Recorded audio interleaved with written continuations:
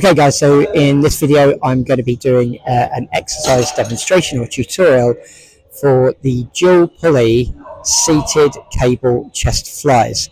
Now this is definitely my preferred option or setup for doing any kind of chest fly or chest isolation type movement that really targets the horizontal adduction component of the chest, where you're bringing the arms in towards and even across the midline of the body, owing to the stability that you get from the movement. So it makes the setup nice and solid.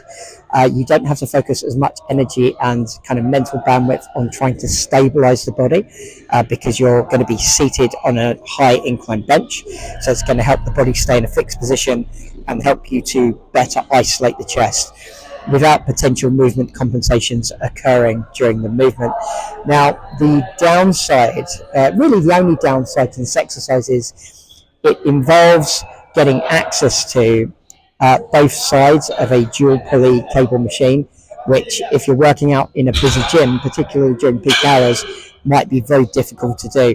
And there is a sort of an unwritten code of etiquette that if you're working out in a gym during a busy time, you probably shouldn't be trying to hog both sides of a cable machine and try and just make do with one. But if it's quiet enough and you have access, this is definitely a really, really good option for hitting the chest. The resistance profile is horizontal. What this means is you get tension through the entirety of the range of motion, both concentrically, when the chest muscles are shortening and contracting, and eccentrically, where the chest is being lengthened under tension. And you haven't got to deal with the forces of gravity pulling the weight down. So this makes this a really, really good chest fly variation. So I'm going to get set up now, and I'll show you how we execute the movement. Here we go. Okay, I'm going to try and put my camera down, resting against my water bottle, so that I can get set up and do a few reps and you can see my setup.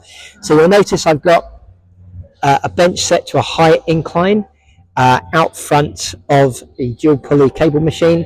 I've set the pulleys on both sides down low enough that they're around about maybe hip to about mid torso level. And I've got D handles attached to both carabiners on both sides. Now this is, bear in mind, this is a single joint isolation movement, meaning you're only using leverage at one joint, being the shoulder joint. So you're isolating the chest. The idea, you won't be using any other muscles. As such, I would err on the side of caution with the loading. Keep the load fairly light, modest in the first instance. And choose a loading range that challenges you somewhere in the wider, I would say 8 to 15 repetition range. So, that all said, let's get started. Okay, I'm going to grab my cables first, one in each hand. Then I'm going to maneuver myself around, take my seat on the bench, and I'm going to start with my arms fully extended out in front of me at around about mid-chest level. My elbows are slightly soft, but my arms are mostly fused straight, just with a little bit of softness in the elbows, just to keep tension off the joints as much as possible and keep the tension of the exercise firmly locked on the chest.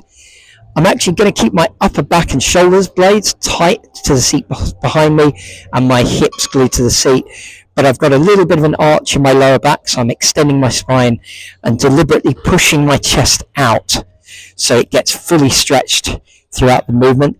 And then from there, keeping my arms mostly fused that way, I'm going to slowly control the exercise as I allow my chest to lengthen under load until I get to a point where my chest feels a great big stretch in that lengthened position. I'm going to pause for effect, and then I'm going to come round and squeeze my chest in that shortened position in for the concentric phase of the exercise. And then I'm simply going to repeat for reps.